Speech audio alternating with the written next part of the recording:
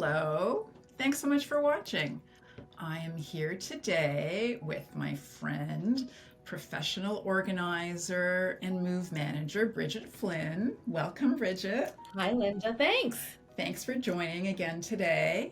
Today, I wanted to talk about a group of people who are moving I find are the most difficult.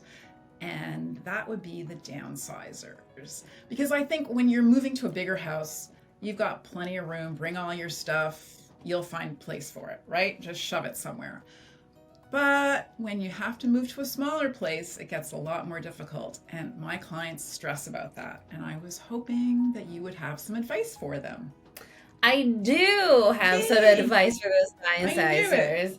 As a moving manager, most of my clients are downsizing. Ah, I've only had one client that actually upsized, which was okay. fun, but mostly it's downsizers. That's why you hire a professional, because you feel a bit out of your depth and you need some It's a help. lot, Yeah. yes. So for my clients, I always say to them, "What's your new lifestyle?" You know, you're making a transition. It's usually like a life transition. You know, you might be empty nesting, might be retiring. You might want to be working less. So there's a vision for your new lifestyle, and then within that, I have a few tips I always tell them. The first one is, take a guess, Linda. I was going to say declutter because I know I need to do that. Ding, ding, ding. Always declutter. Okay. So I want you, when you're decluttering, I want you to hold that vision for your new life in your mind. Is this item going to serve me? Is it sentimental? Is it broken? You know, so figure out as you're decluttering, is it going to serve you? Are you going to bring it into your new life? Chances are it's sentimental. Chances are it's sentimental. And that is tip number 2. Oh. Sentimental items.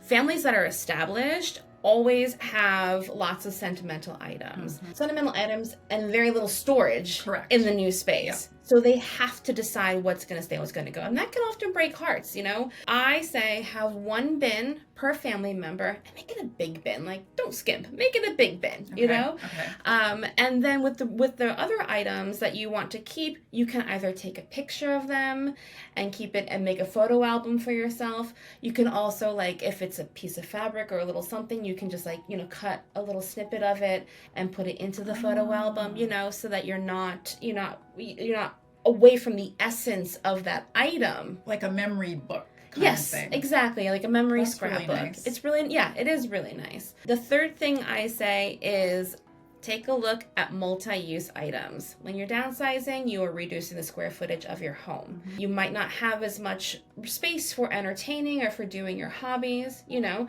so you want to look at items that can serve many purposes. So let's say, you know, in your old house you have a dining room and a kitchen, but there's no formal dining space in your new house. Right.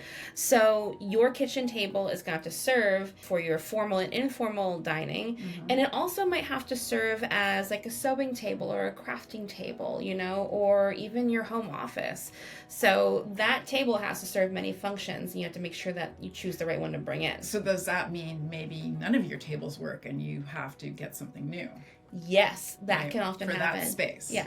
And that actually leads into tip number 4, which is measure your new space.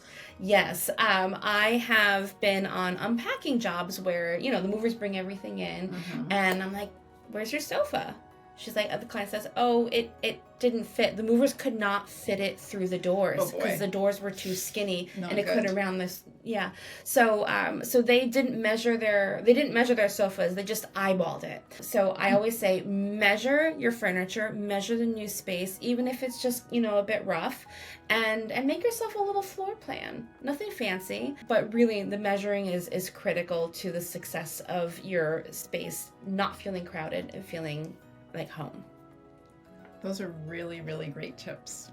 I appreciate you sharing with them. My pleasure. And if you would like to know more about this topic, give me a shout. I'll put you in touch with Bridget. Thanks so much for watching. Have a great day.